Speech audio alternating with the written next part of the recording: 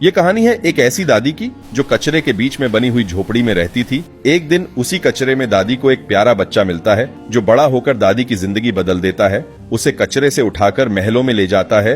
ये कहानी बहुत ही इमोशनल और दिलचस्प है, तो लास्ट तक जरूर देखना। कहानी शुरू होती है तो दिखाई देता है चारों तरफ सड़ा हुआ कचरा, बदबू, मक्खियां और टूटे फूटे सामान का ढेर। उसी कचरे के बीच एक छोटी सी गोल झोपड़ी थी जो पुराने कपड़ों, प्लास्टिक और टीन के टुकड़ों से बनी हुई थी। उसी झोपड़ी में रहती थी एक बहुत बूढ़ी, कमजोर और गरीब दादी। दादी के कपड़े फटे हुए थे, हाथ कांपते थे, लेकिन फिर भी वह रोज सुबह उठती और कचरा बीनने निकल जाती। पूरा दिन कचरे के ढेर में कुछ ढूंढती रहती और शाम को फुटपाथ पर बैठकर जो मिलता बेच देती। उसी से उनका गुजारा चलता था।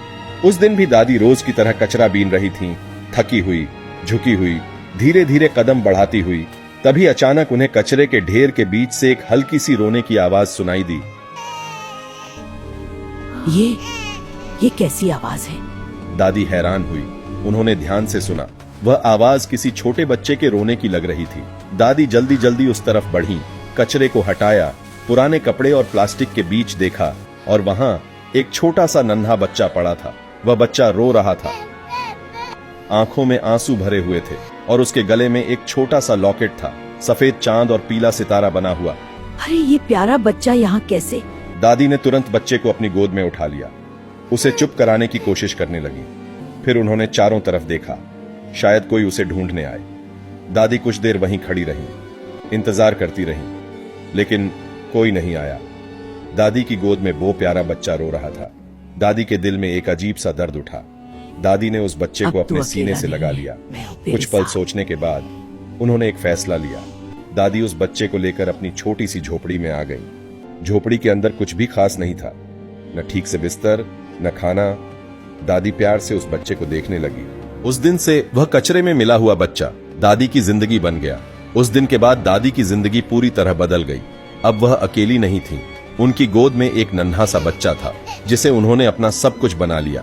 दादी ने उसका नाम रखा समीर। अब दादी पहले से भी ज्यादा मेहनत करने लगी। सुबह होते ही कचरा बीनने निकल जाती। दिन भर कचरे के ढेर में कुछ बेचने लायक ढूंढती, लेकिन अब हर चीज पहले जैसी नहीं थी।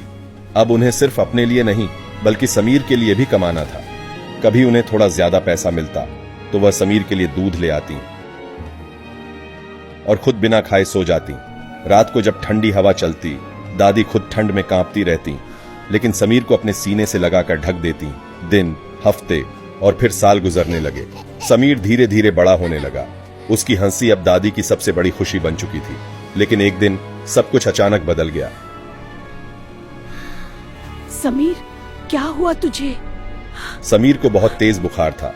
दादी के पास पैसे नहीं थे, न दवा खरीदने के लिए, न डॉक्टर के पास जाने के लिए। वह पूरी रात समीर को गोद में लेकर बैठी रही। या अल्लाह, इसे ठीक कर दे, इसकी तकलीफ मुझ पर दे दे। उसके माथे पर गीला कपड़ा रखती रही। समीर दर्द से कराह रहा था और दादी की आंखों से आंसू रुक ही नहीं रहे थे। एक पल के लिए दादी के मन में आया, क्या मैं कहीं से कुछ पैसे चुरा लूं? नहीं, ये गलत होगा, अल्लाह सब देख रहा है। लेकिन अगले ही पल उन्हें अल्लाह का ख्याल आया। दादी ने चोरी नहीं की, बस दुआ करती रही और समीर को सीने से लगाए बैठी रही। सुबह होते होते समीर का बुखार थोड़ा कम हुआ। दादी ने राहत की सांस ली। शुक्र है मेरा बच्चा ठीक हो रहा है। और उनकी आंखों से खुशी के आंसू निकल पड़े। उस दिन के बाद दादी ने ठान लिया, चाहे कुछ भी हो जाए, वह समीर को अच्छी जिंदगी देंगी। धीरे धीरे उन्होंने थोड़े थोड़े पैसे जोड़कर समीर को स्कूल भेजना शुरू कर दिया।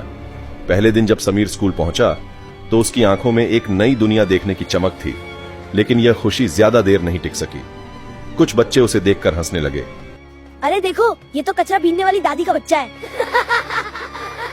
हाँ, ये तो उसी कचरा बीनने वाली दादी का बच्चा है। समीर चुपचाप खड़ा रहा। उसकी आंखों में आंसू आ गए। वो कुछ नहीं बोला, बस धीरे धीरे पीछे मुड़ा और स्कूल से बाहर निकल गया। शाम को वह चुपचाप झोपड़ी में आया। दादी ने देखा कि आज वह बहुत उदास है। क्या हुआ समीर, आज इतना खामोश क्यों है? दादी, सब मेरा मजाक उड़ाते हैं, कहते हैं मैं कचरे वाली दादी का बच्चा हूँ। यह सुनकर दादी का दिल टूट गया, लेकिन उन्होंने अपने आंसू छुपाए और समीर को अपने पास बैठाकर धीरे से बोली, लोग क्या कहते हैं ये मत सुन, तू मेरे लिए सबसे कीमती है। मैंने तुझे कचरे से उठाकर अपने दिल में बसाया है। समीर ने दादी की तरफ देखा। उसकी आंखों में अब भी आंसू थे, लेकिन दिल में थोड़ी हिम्मत आ गई थी। उस दिन के बाद समीर ने फैसला किया, वह मेहनत करेगा, और पढ़ लिख कर एक दिन कुछ बड़ा बनेगा। समय धीरे धीरे गुजरता गया, समीर बड़ा होता गया और दादी बूढ़ी होती गई। अब समीर समझदार हो चुका था, उसे अपनी गरीबी का एहसास था और दादी की कुर्बानी का भी। एक दिन उसने दादी से कहा, दादी, मैं शहर जाऊंगा, काम करूंगा और आपकी जिंदगी बदल दूंगा। क्या तू मुझे छोड़कर जाएगा? नहीं दादी, मैं आपको छोड़कर नहीं जा रहा, मैं आपके लिए जा रहा हूं। दादी की आंखों में आंसू आ गए, लेकिन उन्होंने समीर को रोका नहीं। अगले ही दिन समीर अपने गले में वही चांद और सितारे वाला लॉकेट पहनकर शहर की तरफ निकल पड़ा। समीर शहर पहुंच गया। चारों तरफ बड़ी बड़ी इमारतें, चमकती रोशनी, भीड़। यह दुनिया उसकी झोपड़ी वाली दुनिया से बिल्कुल अलग थी। पहले कुछ दिन समीर बहुत परेशान रहा, न काम मिला न रहने की जगह। कई रातें उसने फुटपाथ पर भूखे पेट गुजारी, लेकिन उसने हार नहीं मानी। धीरे धीरे उसे एक छोटी सी दुकान पर काम मिल गया। कम पैसे थे, लेकिन शुरुआत थी। एक दिन जब वह दुकान के बाहर खड़ा था, तभी वहां एक महंगी कार आकर रुकी। कार से कुछ लोग उतरे। उनके कपड़े बहुत महंगे थे, लगता था जैसे किसी बड़े घर के लोग हों। उनकी नजर अचानक समीर पर पड़ी और फिर उसके गले में पड़े लॉकेट पर टिक गई। उनमें से एक आदमी तेजी से उसके पास आया। ये लॉकेट तुम्हें कहां से मिला? समीर घबरा गया। ये बचपन से मेरे पास है। ये हमारा बेटा है। वह औरत समीर को गले लगा लेती है। आदमी ने भारी आवाज में कहा, बेटा, तू हमारा खोया हुआ बेटा है, हम तुझे सालों से ढूंढ रहे थे। समीर जैसे पत्थर बन गया। उसके सामने खड़ा था एक बहुत बड़ा सच। वह कोई गरीब बच्चा नहीं था, बल्कि एक बहुत अमीर परिवार का बेटा था। चलो बेटा, तुम्हारा घर तुम्हारा इंतजार कर रहा है। उन लोगों ने उसे अपने साथ चलने को कहा। समीर कुछ पल चुप रहा। उसकी आंखों के सामने दादी का चेहरा घूम गया। मेरा घर वहां नहीं है।